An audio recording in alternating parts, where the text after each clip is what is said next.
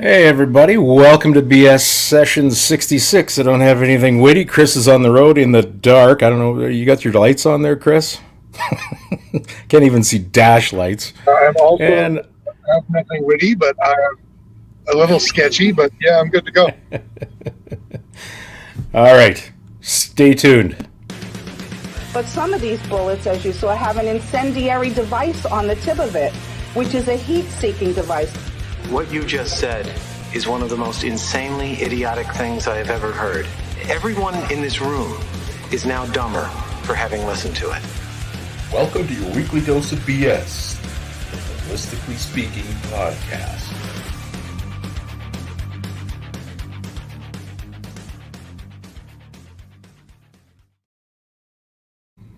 Well, isn't this fun?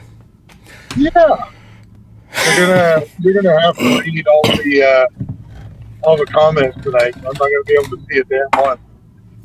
I can do that. I want to show everybody my first Christmas gift of the year. We did a Secret Santa at work, and the fella that drew my name got me a thermos, and I thought that was pretty cool. Little cap there that's not worth a shit, but anyway, it's kind of neat. I thought. Sort of looks like a 300 cool. Mag. Is that what it is? All the right. 300 mag?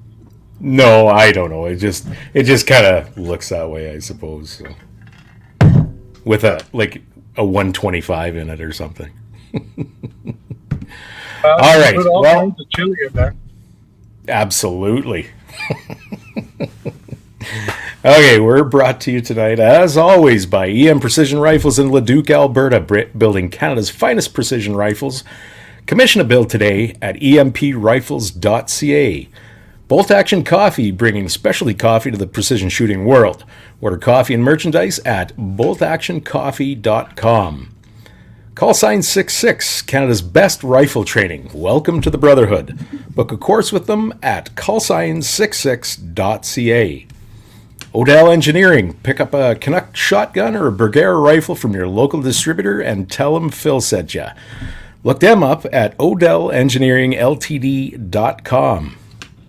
Apex Optics. When you buy Apex, precision comes standard. Find them at apexoptics.co. Find the Rival 4-32 rifle scope and a bunch of binoculars and some new stuff coming up. I just saw...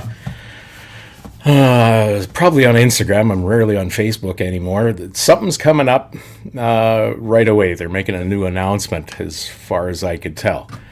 We also have Ribstone Gunsmithing with us. Craftsmanship done right. Contact Oscar at ribstonegunsmithing.ca and breathe life back into any firearm. The Shooting Edge in Calgary, Alberta, home of the Sterling Arms R18, the shooting sports retail store with indoor range, education and training, laser engraving, fine firearms, and much more, including a new 6-lane axe-throwing bay and the One Shot, One Spill Cafe. Find them on Facebook, Instagram, YouTube, X, and their website at theshootingedge.com. And also, we have, as always, March Scopes Canada. The Dion Optical Design line of rifle scopes has a scope for all your hunting and shooting needs. Find Doug and Niza at marchscopes.ca. One other announcement: we're trying to help a brother out. Don't forget about the Lloydminster Gun and Sportsman Show, January 20th to 21st. Vendors can get a table by contacting them at lloydfishandgame.org/contact. That's Lloyd with 2 L's, fishandgame.org/contact. That was my best radio voice guy that I could do today. I thought it was really good. Aw, shucks, thanks. I'm spent. I gotta go lay down now. Yeah, okay. I've been practicing that all day. Yeah, I bet you have. Yeah. I also have a bridge to sell. Where are you right now? Well, currently I am heading north towards Alsace, Saskatchewan. I've crossed the border from Alberta into Saskatchewan about, I don't know, maybe 10 or minutes ago. And Are you hearing any banjo music? Just a word of caution. As I get closer to Alsace, You're fading out and disappearing is what banjo you're doing. music or coyotes or what? Yeah. What's that? I said you're fading out and disappearing. That's what you're doing. Yeah. And again. Go park in town and rob somebody's Wi-Fi. Well, in a couple All of right. minutes here, in a couple of minutes here, I should be on Highway 7, and my internet should significantly improve then.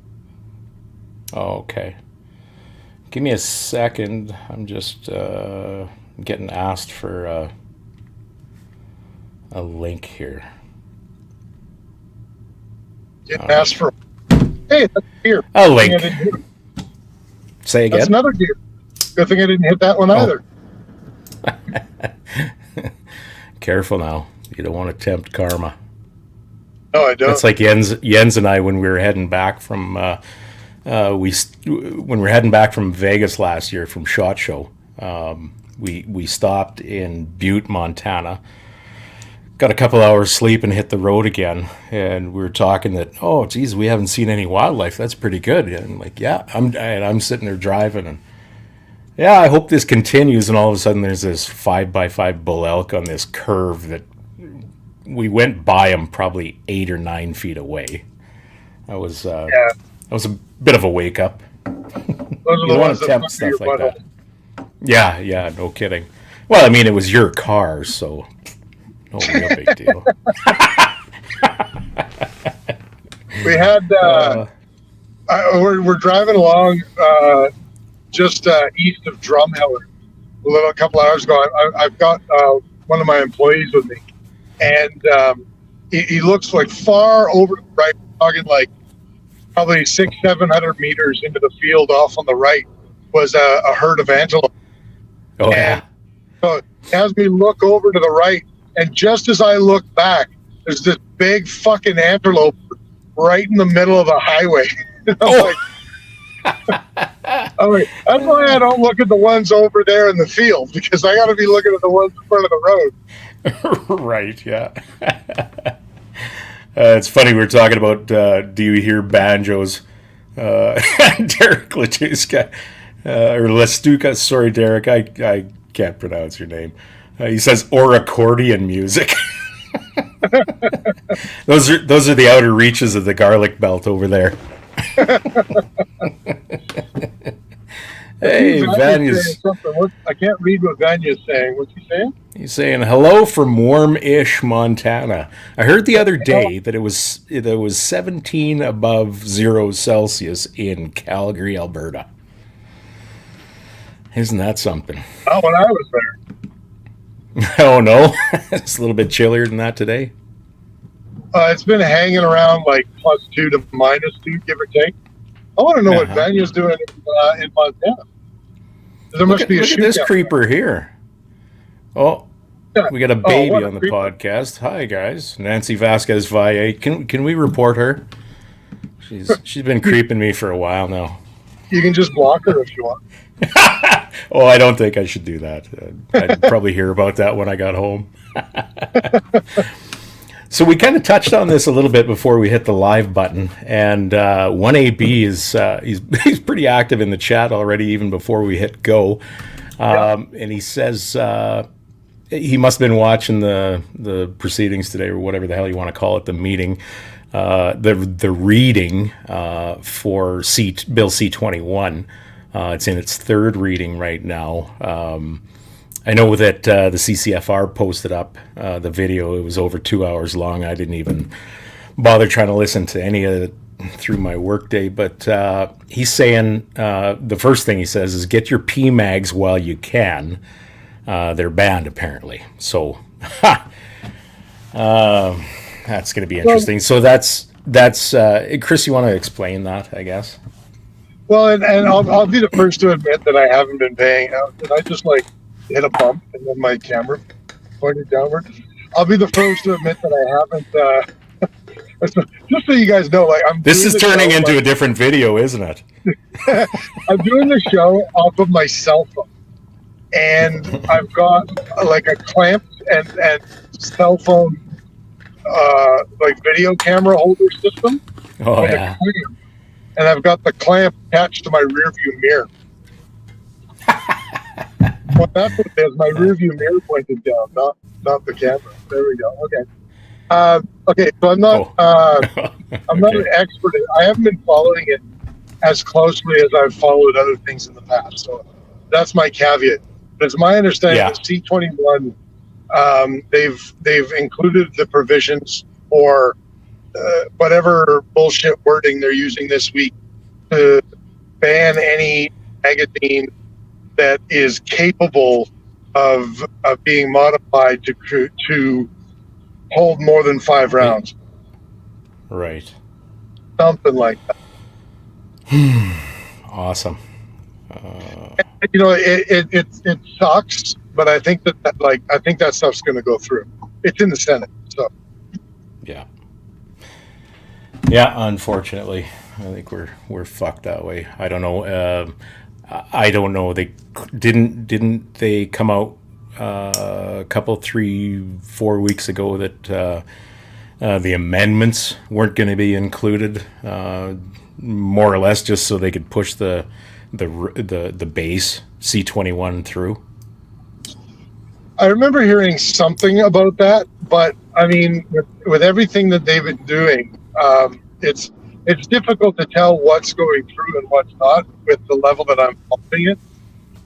But I know that they walked back, or I believe that they walked back a number of amendments. I think you're right about that. And one AB is also correct. He's saying all modifiable magazines. That's my understanding of it as well, is that it's not going to matter whether it's a bolt gun or a semi-automatic. Right. Yeah. Now, I could be wrong on that. I'm open to correction on that. So where does problem in Vanya? What are they saying about it? I'm not sure. I'm catching up here. I don't see. Oh, there's Vanya. He says, fuck. Vanya says it went through unmodified in its original version. No changes from Senate hearings were adopted. Well, depends on how you look at it. No, it's not good, but it would have been worse if they included those proposed amendments. Now, which part of that whole mess did they include the limit of 5 rounds in any firearm? Wasn't it? Was that the original C21? Okay, well, thanks for your input there, Kris. I'll just take this one myself. I wish I knew. Dave Collins has a bit of a different take on it. He says pinned mags are still in it. Oh, sorry. It's still in it in the in C21. Autoloaders capable of 10 rounds are still affected, is what he's saying. I'm wondering for manually operated firearms if 10 rounds is still okay, or is everything down to 5 rounds? Oh yeah. See you later, Kris. Mike Hynek, the Senate went and said that this is a great amendment and then voted against everything. Wait a second, what the hell does that mean? So what's included, what's not? Joel Anthony, how you doing? We're just trying to figure out what the hell's going on with the C21 third reading today. Bending, no. Kris didn't get his 6.5 Grendel running. He's been training in Edmonton, I think it was, all week. And I'm no help at all.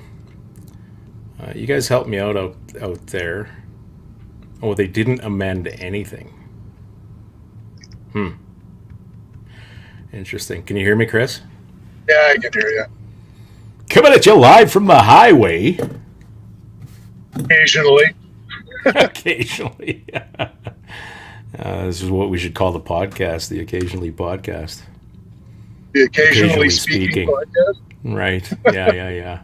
So, what did I miss? Did we come to any conclusions about this horse shit on C21 or what? Well, no, not really.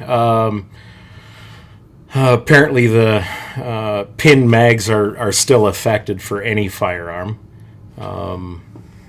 And Mike's trying to help me out here with clarifying that they didn't amend anything.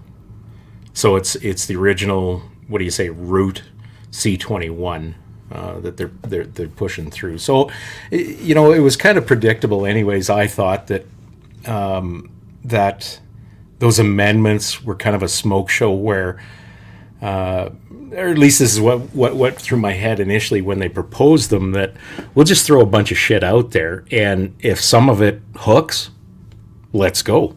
And if it doesn't, whatever, it'll take some of the attention, I think, off the original bill.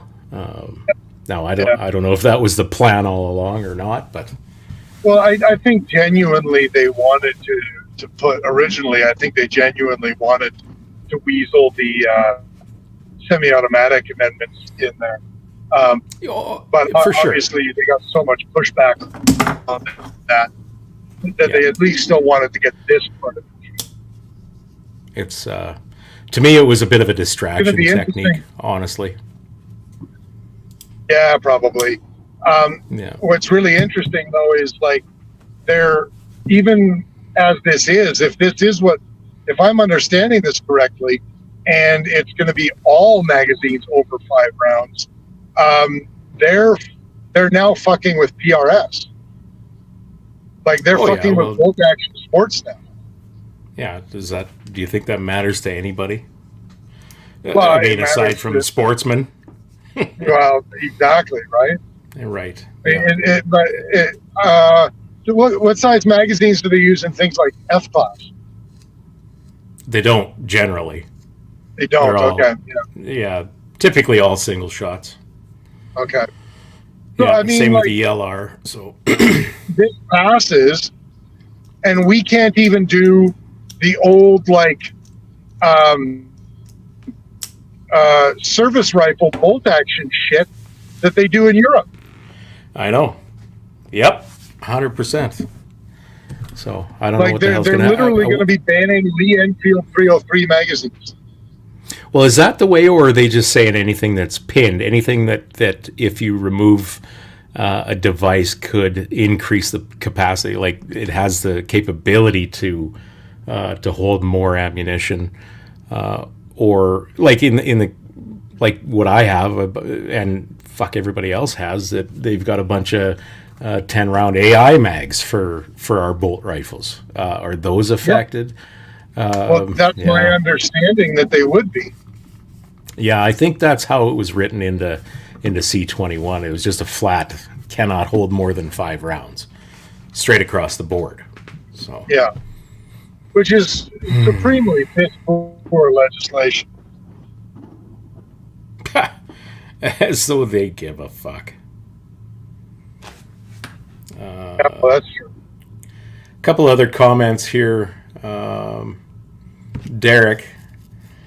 Okay, is this just all buzz because Dominic LeBlanc, his response to the Le Presse article, is there any actual amendment or legal words to this?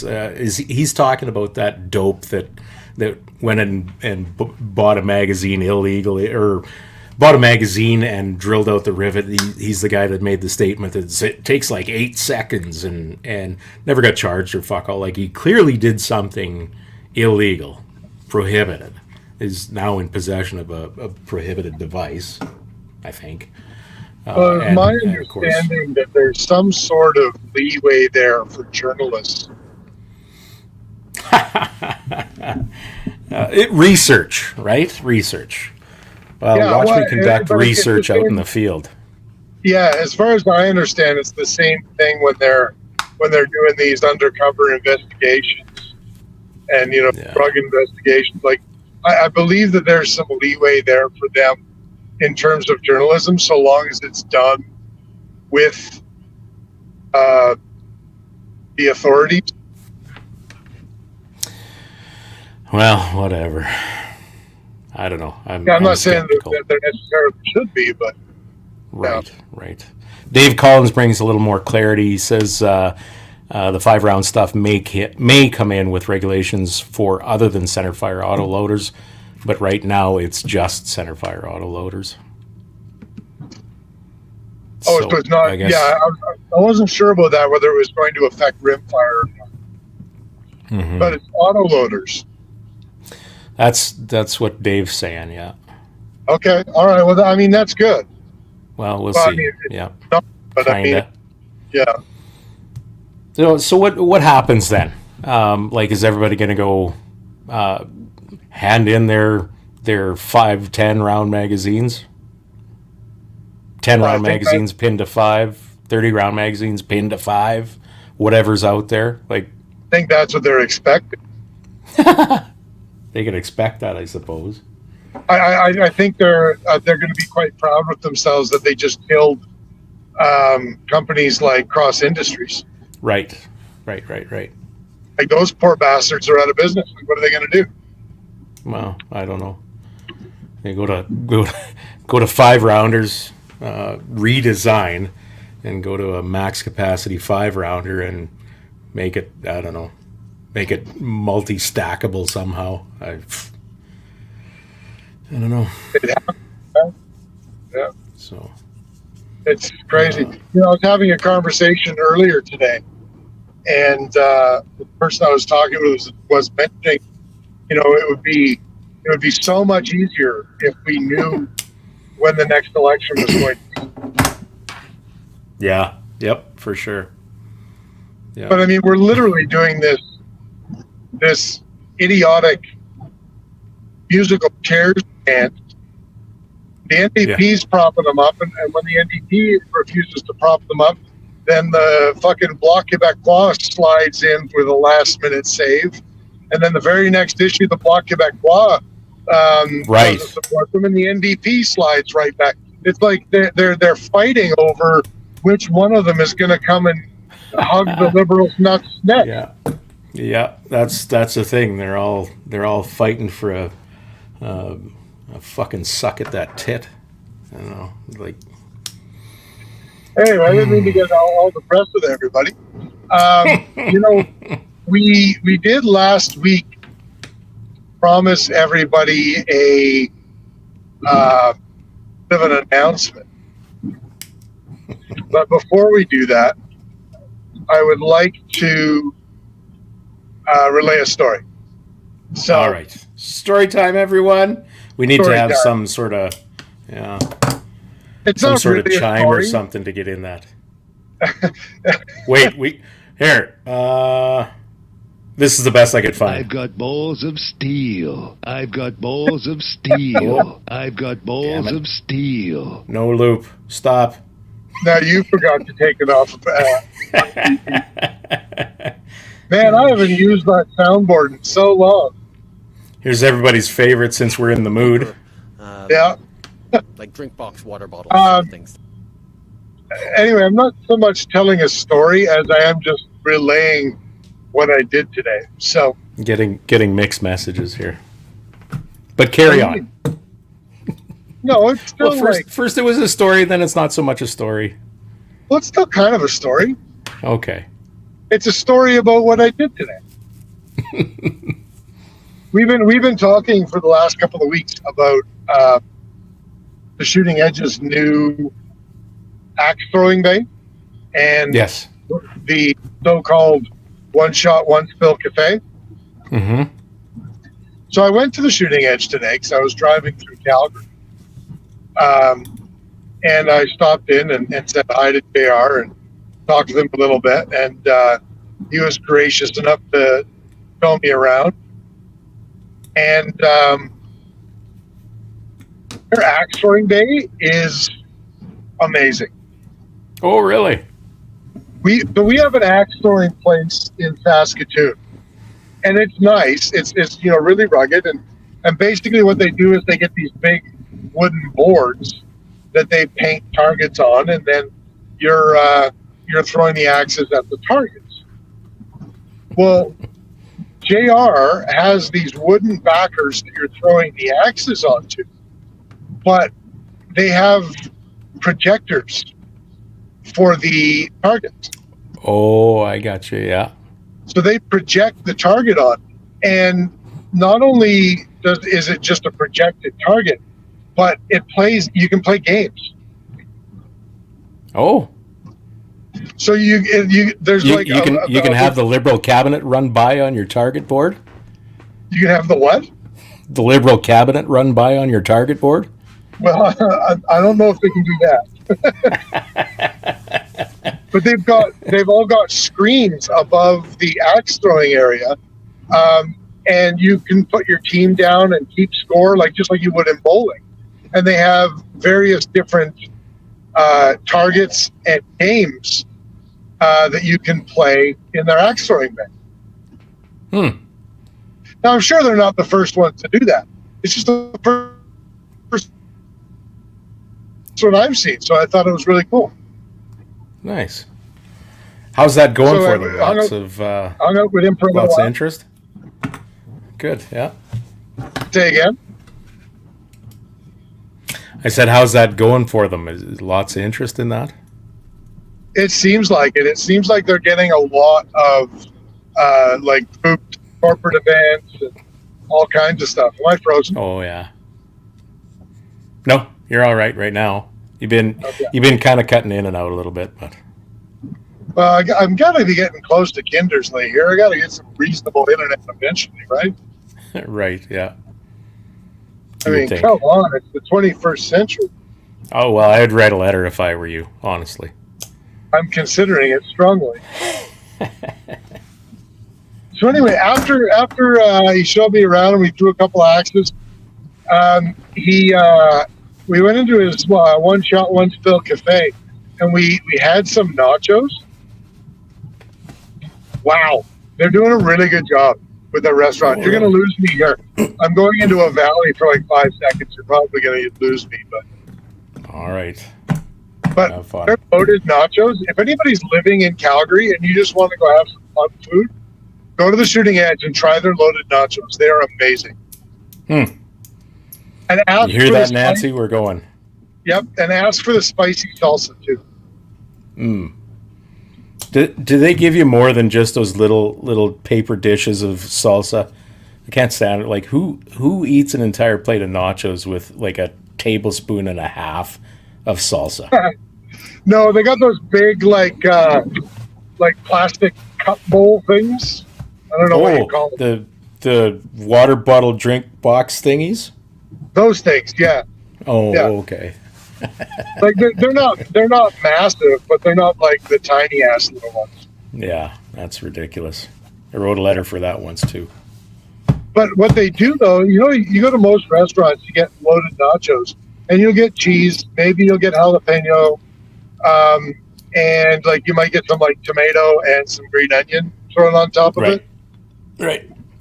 When you order their loaded nachos, you're getting loaded nachos. They're putting corn on it, black beans, tomatoes, onion, they've got everything on there. No kidding. Yeah. Anyway, it was friggin' delicious. Everything but the kitchen sink. Everything but the sink, and it was friggin' delicious. I really enjoyed it. Did he serve you some scotch? No, he served me a beer. Ah, okay. Beer and nachos. So we were talking with him, and you already know this, but I'm just going to say it out loud on the air because if I do, then we'd actually be obligated to it, likely to do it. But we were talking about in the spring when the Calgary Gun Show is on, we should do an episode from the Shooting Edge. Yep. Agreed. That's middle of May again, hey? I don't know if it's middle of May April. Or April. Sorry. Yeah.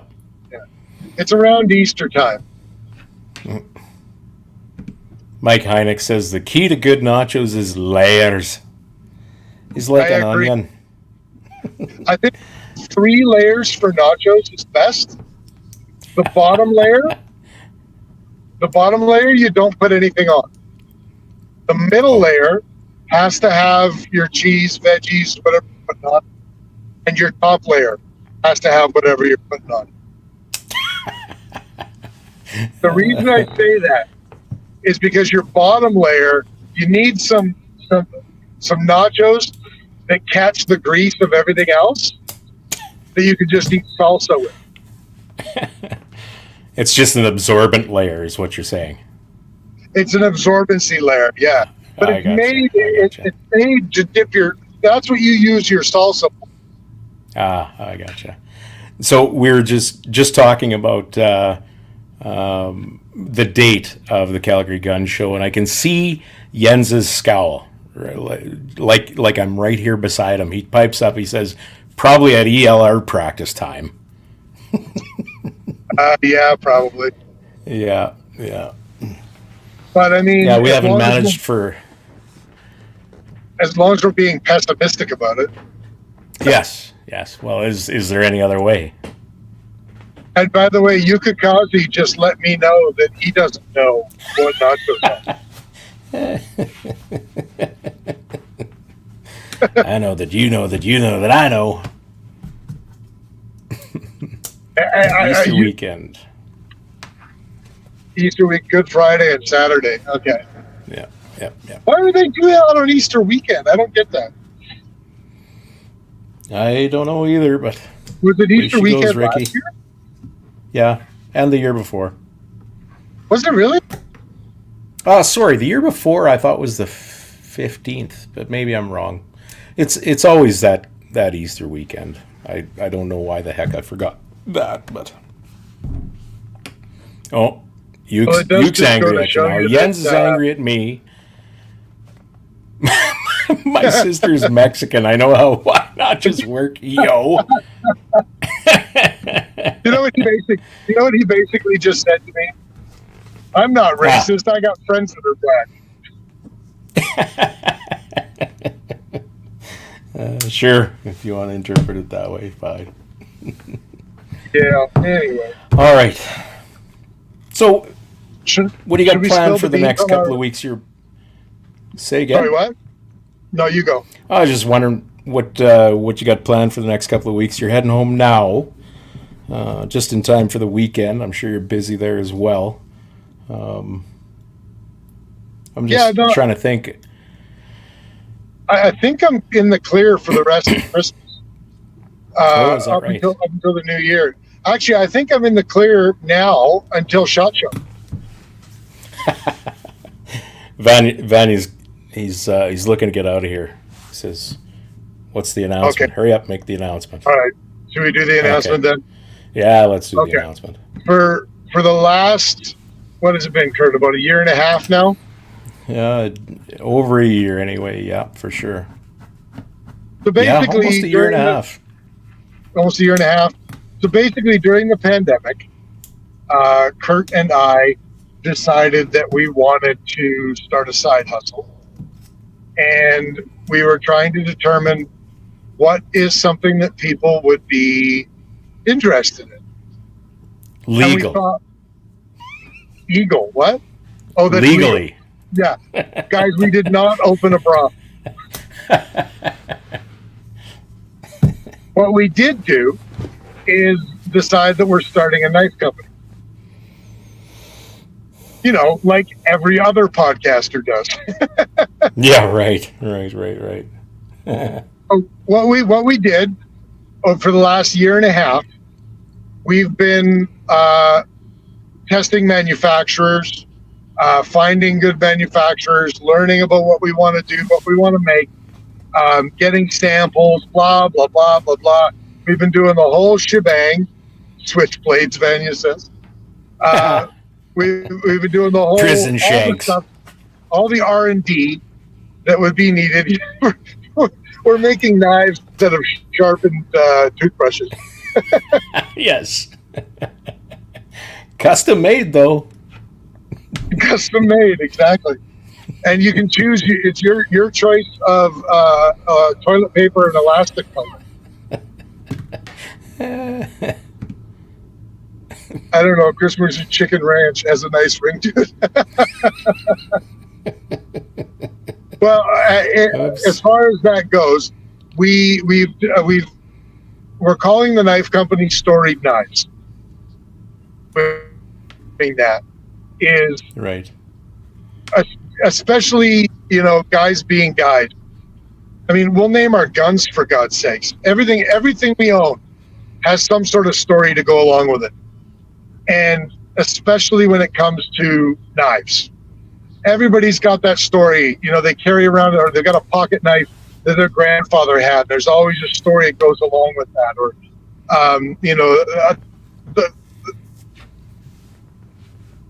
my grandfather's old buck knife, or your dad's this, or you got this knife and this thing, and it goes along with a memory that you have of, one time I was using this knife and I accidentally embedded it into the back of my hand. What a cool story. For example, Kurt. Yeah. That's a story I care not to tell. Exactly. So everybody's knife is personal to them and has a story anyway.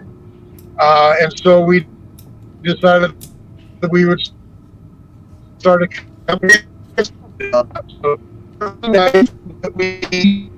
Wow.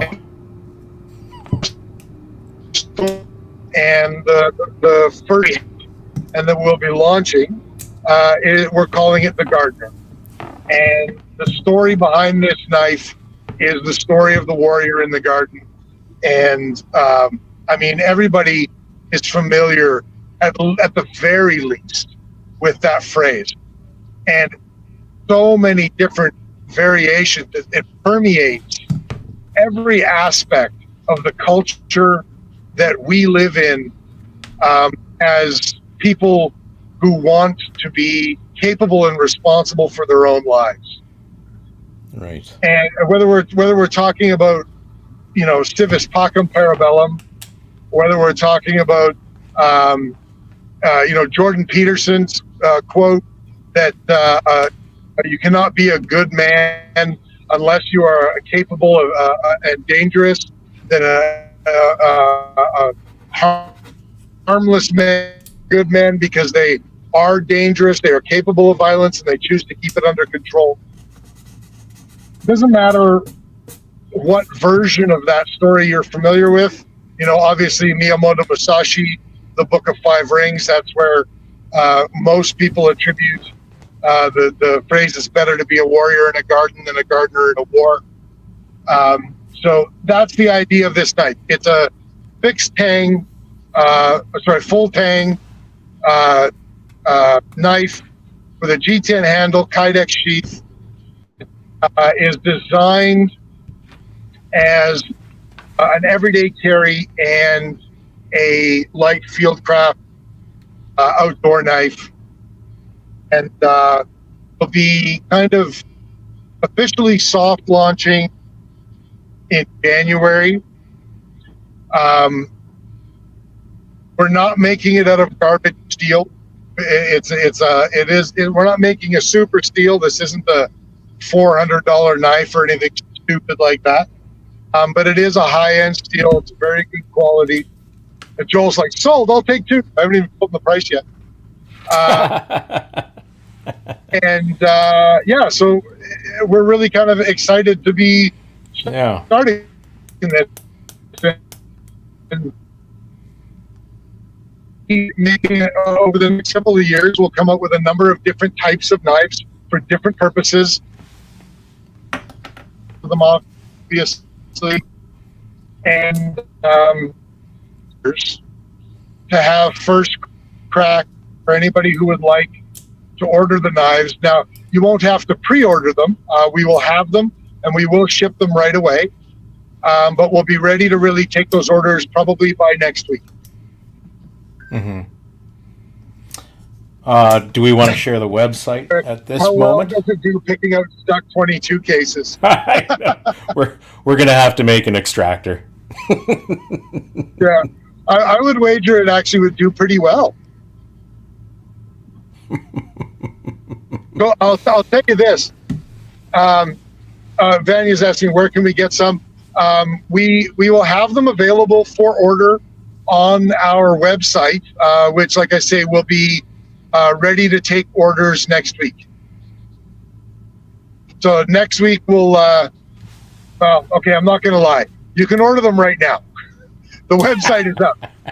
But you are kind of pre-ordering them because they won't be ready to ship until next week. Right. But you can order them whenever you want. The way you want to type it in the chat what the web address is storidknives.com, storidknives.com. Anybody who would like to order, like I say, they won't be ready to ship until next week, but you're more than welcome to order them whenever you'd like. Nice. Now, talking about prying stuck 22 cases, I was at JR's. I gave JR one of our knives, and we took it out to the axe throwing lane to see how it would throw.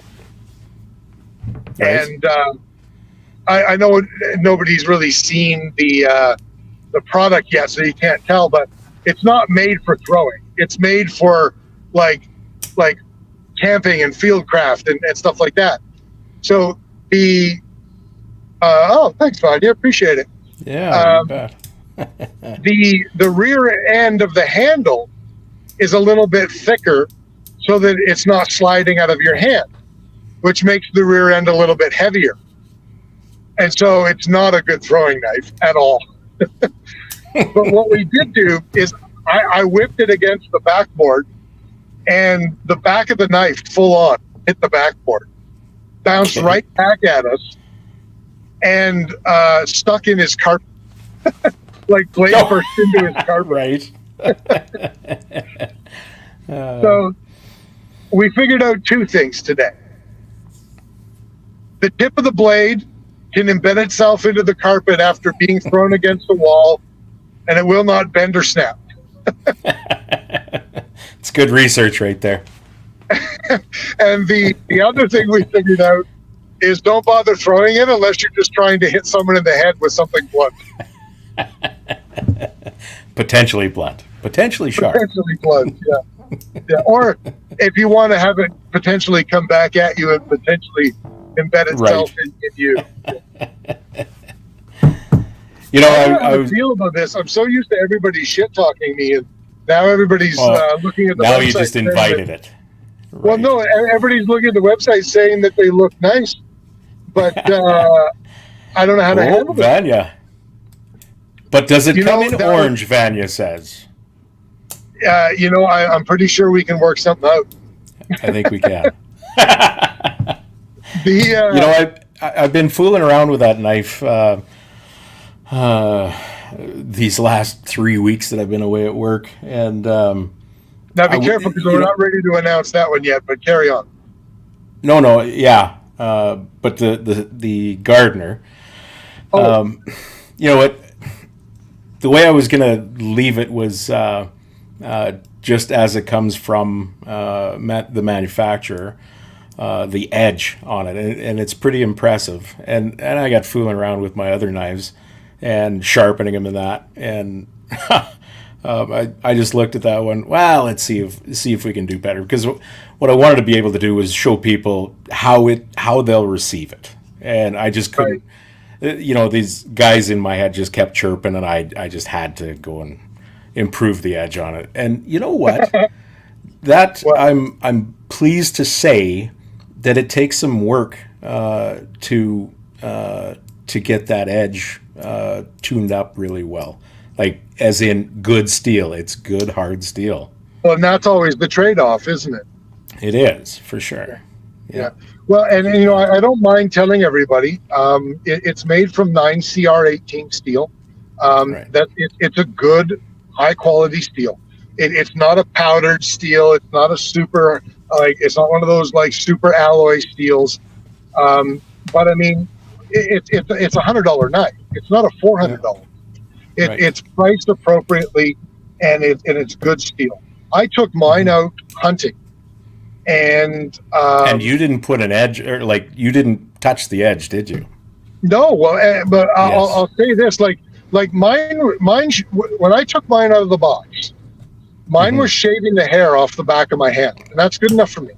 Yep. And we might as well tell everybody, we over the last year and a half, we've been working with over half a dozen manufacturers, trying to find the manufacturer that worked for us. Right. And we, we're not trying to, like I say, we're not trying to make the $400. They're not handmade. I'm not blowing smoke up anybody's ass, but we are not interested in making cheap shit garbage either. Right. And one of the major reasons that we have them made by who we're having them made by is because I gave a set of criteria and they met that criteria. And I told them that one of our criteria is that it needs to come with a solid factory edge. And I told them that when I say a solid factory edge, it needs to be able to shave reasonably out of the box.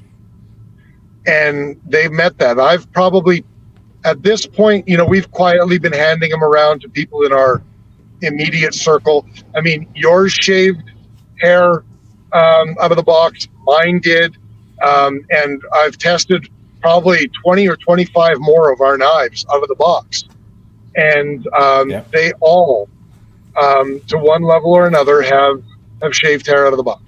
It's pretty impressive, honestly. I guess for some reason I didn't expect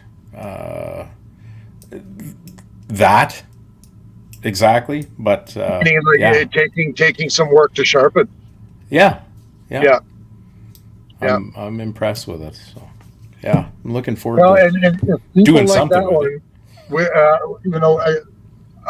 I told you not to talk about it. Now I'm going to, but we are working on our second knife design, and it's going to be an everyday carry folding knife, and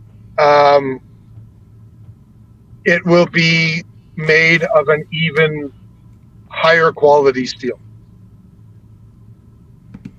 than the Gardner is. Are those two knives like Mora level?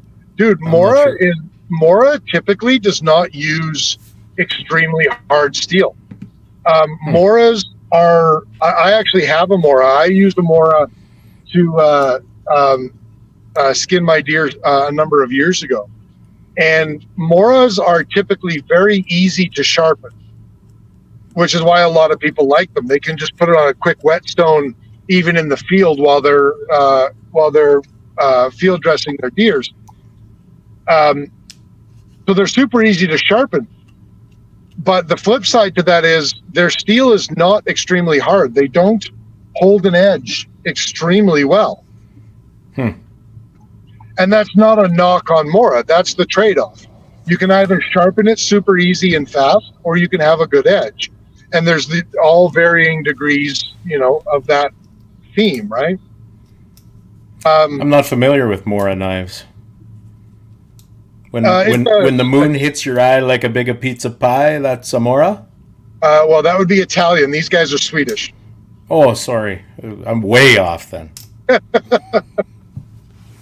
But I'll say this. I took my Gardner out hunting, and I was testing it out, doing some field craft stuff. I was feather sticking some wood and, cutting branches and peeling bark and all of that sort of stuff. And then without sharpening it after that, I gutted and skinned my deer when I got them, and I still haven't sharpened my knife. And it'll still shave the hair off the back of my hand. Not as well as it did. It takes a few passes now. But right. If you can do woodworking and then skin and gut an entire deer without having to sharpen it, I call that good. Yep. Absolutely. So that's our big announcement. We're getting into the knife game. That's a handy little knife. I'm really impressed with how that final version turned out. I like that thing a lot. I'm really excited. I think people are really going to like it. Oh, Derek bought one in green, he says. Awesome. Thank you, sir. That's amazing. I appreciate it.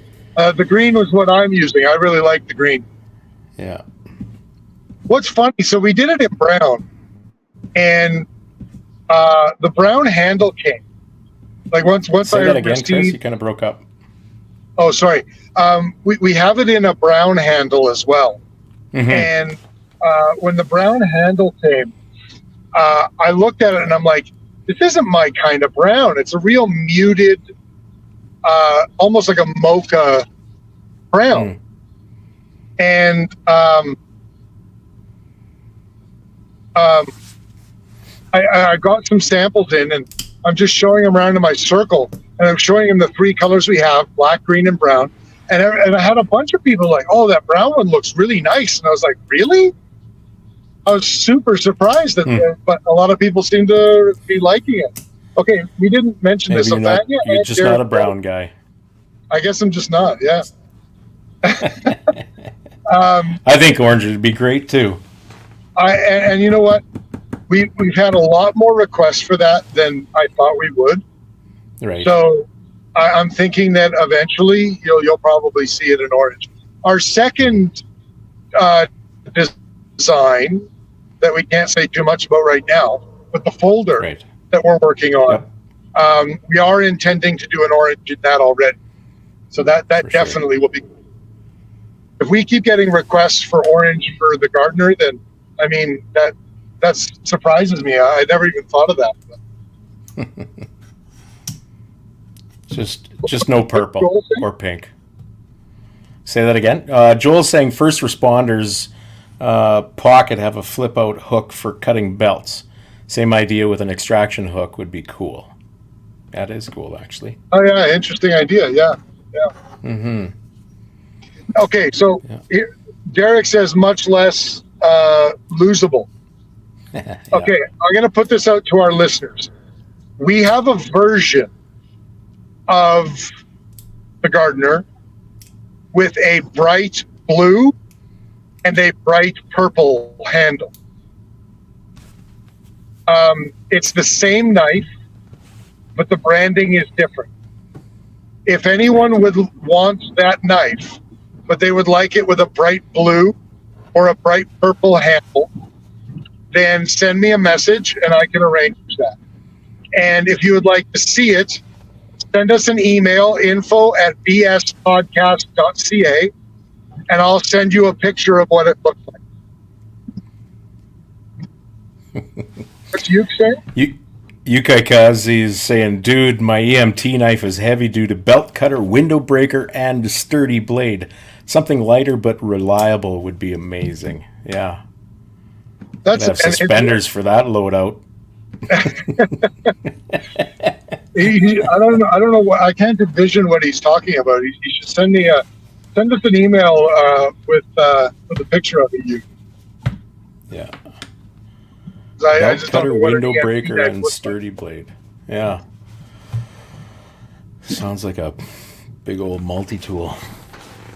Yeah. All right. There's that. That's great. Yeah. Thanks for taking us through that. Groovy. What else we got going on? Are we done? Oh, I think we're done, Kris. I don't know. My brain's not functioning as well as it usually does. I'm burnt. 3 weeks up here is at high intensity project turnover is not kind to me right now. 16-hour days. That's okay. I only have 21% battery left anyway. I wouldn't be able to make it another half an hour. I think that's what I'm down to too. Yeah. All right. Well, if that's going to be it, well, I appreciate everybody's kind words.